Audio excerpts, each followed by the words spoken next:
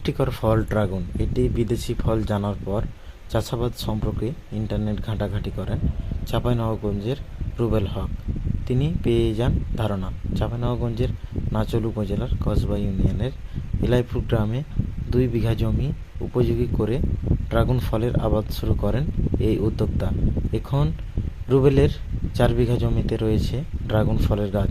জানা যায়, লেখাপড়া শেষ করে জমি লিজ নিয়ে ড্রাগন ফলের আবাদ শুরু করেন রুবেল হক। এই ফল আবাদ শুরু করে মৌসুম ভিত্তিক লাখ লাখ টাকা আয় করেন তিনি। সরেজমিনে গিয়ে দেখা যায়, রুবেলের 2 বিঘা জমিতে ড্রাগন ফলের গাছ, পিলারে পিলারে সারিবদ্ধভাবে সাজানো। গাছগুলো ড্রাগন ফল ধরে আছে, যা দেখে চোখ জুড়িয়ে যায়। এ সময় রুবেল হকের সঙ্গে কথা বলে তিনি জানান, কারণ এখানে লাগানো হচ্ছে, আমার এই প্রজেক্টের বয়স হচ্ছে 6 বছর রানিং চলছে। ওই 6 বছর থেকেই আমার এই ড্রাগন লাগানো আছে। এই ড্রাগন আমার লাগানোর উদ্দেশ্য হচ্ছে, ইউটিউবে কিছু আমি ড্রাগনের বাগান দেখে আমি খুব উদ্বুদ্ধ হই।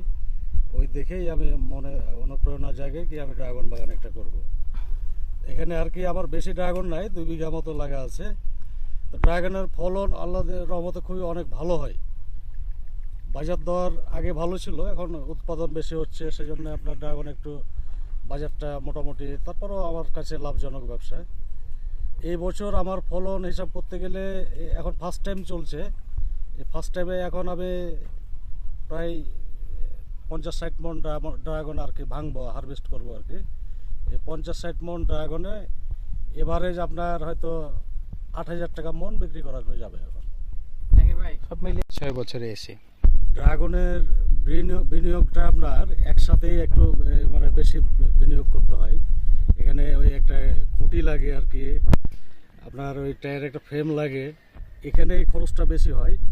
এখন আর কি খরচ একটা খুব একটা হয় না, সার পানি এটা অল্পই লাগে।